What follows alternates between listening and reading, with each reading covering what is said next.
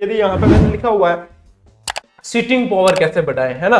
Sitting power का मतलब कई को पता ही नहीं है। कई जनों को सिटिंग पावर का मतलब सिर्फ ये समझते हैं कि बैठ कर पढ़ना, यानी सिटिंग पावर। एक जने में कह दियो, एक कोचिंग के सेमिनार में गयो जन कि सर सिटिंग पावर तो बढ़ा देंगे लेकिन मेरे से बैठ के नहीं पढ़ा जाता, मैं तो भले सोते सोते 12 घंटे पढ़ा लो लेकिन पढ़ देंगे, लेकिन वो सिटिंग पावर नहीं बढ़ता।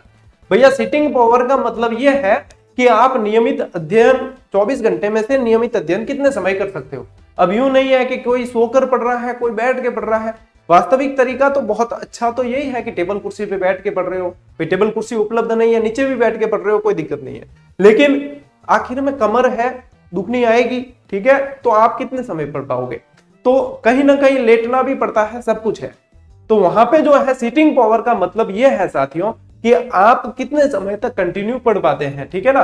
कि आप हाँ थोड़ा बहुत जो है 10-15 मिनट टहल लिए और अच्छा सा कोई आपके आधे घंटे का गैप आ गया, कोई दिक्कत नहीं है, लेकिन आप 12-13 घंटे की अध्ययन कर लेते हो 24 घंटे में से, तो यानी कि आपका सिटिंग पावर बहुत अच्छा है। सिटिंग पावर अच्छा होने के पीछे 3-4 चीजें होती है। एक तो ये चीज होनी चाहिए कि आपका समर्पण आपके लक्ष्य के प्रति बिल्कुल फोकस, ठीक है ना। जो फोकस है उसको कहने का काम नहीं कि आपका सिटिंग पावर कैसे बढ़ेगा कैसे नहीं बढ़ेगा, क्योंकि उसको तो 24 घंटे कम लगते हैं दिन के अंदर, 24 घंटे कम लगते हैं। वो सोचता है कि 30 घंटे का दिन हो जाता तो मैं थोड़ा ज्यादा पढ़ सकता था, तो उसके लिए तो सिटिंग पावर की कहीं कोई समस्या है नहीं। सिटिंग पावर की समस्या उनके लिए जो थोड़ी सी मतलब अपने लक्ष्य से इधर उधर होते हैं।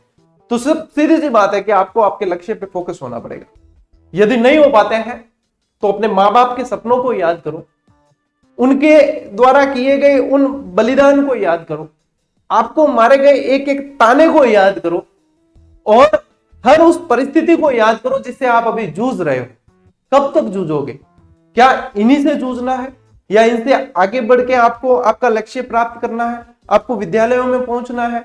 सिर्फ कमाई ही जरिया नहीं है, अपने आत्मसम्मान को बचाने के लिए भी इस नौकरी को लेना जरूरी है। नहीं तो ये बाजार जो है, ये मार्केट जो है, आपको बीच बाजार में खड़े खड़े बेच देगा, आपको पता नहीं चलेगा। तो इसलिए आपको साथियों अपने आत्मसम्मान को बचाने के लिए सिर्फ सैलरी 30-40 हजार सैलरी के लिए आप नहीं कर रहे हो, आपको आपकी इस मतलब आपके अंदर जो योग्यता है उसको साबित करना है, और ये साबित तभी होगा जब आप सिलेक्शन ले लेते हो। तो इन चीजों को याद करो, आपकी सिटिंग पावर निश्चित रूप से बढ़ेगी।